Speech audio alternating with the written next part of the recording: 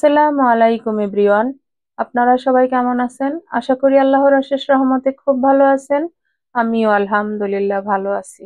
তো আজকের রেসিপি শীতের জনপ্রিয় পিঠা ইউনিক ভাবে শেয়ার করব আপনাদের সাথে। রাজকীয় দুধ ভাপা পিঠা। রাজকীয় দুধ ভাপা পিঠা বানানোর জন্য এখানে আমি 250 গ্রাম পোলার চাল, চিনি গুঁড়া যেটা, যে চালটা ধুয়ে পরিষ্কার করে এই যে 4 ঘন্টা ভিজায় রাখছি। এখন এই চালটাকে একেবারে মিহি একটা পেস্ট করে নিব। আমি আপনাদের সাথে ইউনিক ভাবে পিঠাটা শেয়ার করব। এই যে চালটাকে ব্লেন্ডারে ব্লেন্ড করে নিলাম, একেবারে মিহি করে নিছি। এই যে দেখেন, একটু পানি দিয়ে কিন্তু করছি, আপনারা একটু পানি দিয়ে ব্লেন্ড করে নেবেন। এই যে আমি আপনাদেরকে একটু হাত দিয়ে দেখাই। এই যে দেখেন, একেবারে মিহি। ব্যাটারটা দেখেন এইরকম হবে। এখন এখানে দিয়ে দিব 1 পিঞ্চ লবণ, দিয়ে ভালোভাবে একটু মিশাবো। আর যদি দেখেন ব্যাটারটা গাঢ়, তাহলে একটু দুধ দিয়ে দিবেন, তাহলেই হয়ে যাবে। যেহেতু এটা দুধ ভাপা পিঠা, সম্পূর্ণটা দুধ দিয়েই করার চেষ্টা করবেন। আর যদি আজকের এই রেসিপি ভালো লাগে, অবশ্যই এই শীতে বানাবেন, খাবেন, আমাকে কমেন্টসে জানাবেন। এখন দিয়ে দিব আমি 3 চামচ চিনি, 3 চা চামচ দিলাম, কারণ মিষ্টি তো যে যতটুকু খান অতটুকু দিয়ে নেবেন। আর আজকের এই রেসিপি দেখে আমার চ্যানেলটাকে অবশ্যই শেয়ার করবেন, কমেন্টস করবেন, লাইক করবেন এবং সাবস্ক্রাইব করবেন। প্লিজ আমার ভাই বোনেরা আমার পাশেই থাকবেন।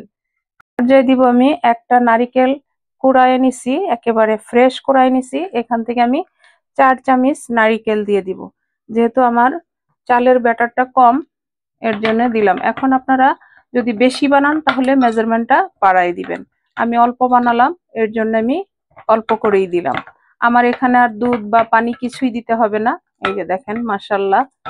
এখন এই পর্যায়ে দিয়ে দিব আমি 1 চামচ ঘি, যেহেতু রাজকীয় ভাপা পিঠা। এই যে দিয়ে দিলাম। এটাকে এখন ভালোভাবে মিশিয়ে নিব। সবকিছু একসাথে মিশানো হয়ে গেল। এখন এটাকে আমি সাইডে রেখে বাকি কাজটা করব। এই যে এখানে আমি 4টা গ্লাস নিয়ে নিলাম।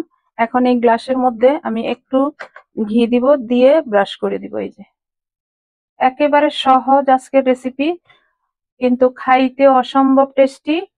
আর দেখতে তো মাশাল্লাহ মাশাল্লাহ। এটা তো পরে বুঝতে পারবেন যখন বানাবো তখন।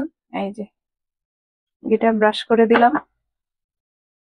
যে এখান থেকে এখন ব্যাটারটা আমি এই গ্লাসে দিয়ে দিব। বিসমিল্লাহির রহমানির রহিম। এই রাজকীয় দুধ ভাপা একবার বাসায় বানান, খান, খেয়ে আমাকে কমেন্টসে অবশ্যই জানাবেন। আর আপনারা এই পিঠাটা বাসায় বানানোর পরে আপনাকে অবশ্যই আপনার প্রিয়জন বা বাসার যারা আছেন সবাই বলবে যে আবার এই পিঠাটা বানাও, এত টেস্টি হয়। আর আমি আপনাদের সাথে যখনই যেটা শেয়ার করি, প্রথমে আমি বাসায় বানাই, খাই, আমার বাচ্চাদেরকে খাওয়াই, আশেপাশে যারা আছে তাদের সাথে শেয়ার করি, এরপর আমি ভিডিওতে দেখাই। আমি যেই জিনিসটা ভালো হয় সেটাই দেখাই, আর যেটা ভালো না হয় সেটা আর দেখাই না। এখন রাজকীয় যেহেতু, এখানে তো কিছু ফ্রুটস দিতেই হবে, এর জন্য যে কয়েকটা কিশমিশ দিয়ে দিলাম। যে যেটা পছন্দ করেন সেটা দিয়ে নিবেন। এই যে এখন দিব কিছু পেস্তা বাদাম। এই যে কুচি করে নিছি। দেখেন এখনই কিন্তু মাশাআল্লাহ দেখতে অপূর্ব সুন্দর লাগতেছে, তাই না আমার প্রিয় ভাই বোনেরা? এখন দিব একটু নারিকেল কোরানো, ভাপা পিঠা বলে কথা, নারিকেল কোরানো না দিলে কি চলে, তাই না? যতই রাজকীয় হোক আর যাই হোক না কেন, নারিকেল অবশ্যই দিতে হবে। এই যে দেখেন মাশাআল্লাহ, রাজকীয় দুধ ভাপার জন্য আমার রেডি হয়ে গেল পিঠার ডোটা। এখন আমি চুলায় চলে যাব। চলেন আমার সাথে প্রিয় ভাই বোনেরা। ভাপা পিঠা বানানোর জন্য আমি এখানে অলরেডি একটা পাতিলের মধ্যে অল্প একটু পানি দিয়ে, অল্প মানে 2 কাপের মতো দিছি, দিয়ে বসাই দিছি, চুলাটাও জ্বালাই দিছি। এখন এখানে একটা ঝাঁঝরি দিয়ে দিলাম। এর মধ্যে এই যে আমার রাজকীয় দুধ ভাপা পিঠা এখানে এখন বসাই দিব। ঢাকনাটা দিয়ে দিব। ঢাকনা দিয়ে আমি 5 মিনিট হাই ফ্লেম রাখবো চুলার আঁচটা। 5 মিনিট পরে লো করে, মিডিয়াম টু লো করে দিব, দিয়ে আরো 10 মিনিট, টোটালে 15 মিনিট আমি ভাপে এই পিঠাটা বানাই নিব। এই যে 15 মিনিট পর চলে আসলাম। দেখেন মাশাল্লাহ মাশাল্লাহ, আমার রাজকীয় দুধ ভাপা পিঠাটা। এখন আমি একটু চেক করব। এই যে একটা টুথপিক দিয়ে চেক করে নিলাম। এই যে দেখেন মাশাল্লাহ, হয়ে গেছে আজকে আমার দুধ ভাপা পিঠাটা। এখন আমি এটাকে নামাই নিব, নামায়া বাকি কাজটা করব। যে দেখেন মাশাআল্লাহ হয়ে গেল আজকে আমার রাজকীয় দুধ ভাপা পিঠা।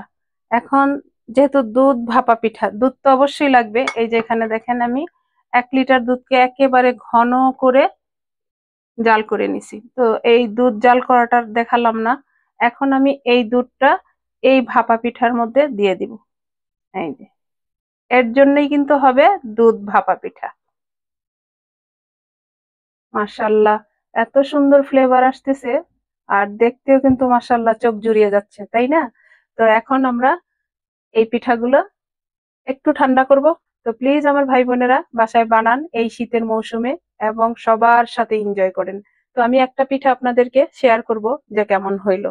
দেখেন মাশাআল্লাহ, লুকটা দেখেন রাজকীয় দুধ ভাপা পিঠাটার। তো আমি 5 মিনিটের মতো একটু ঠান্ডা করে নিছি, হালকা ঠান্ডা হয়েছে।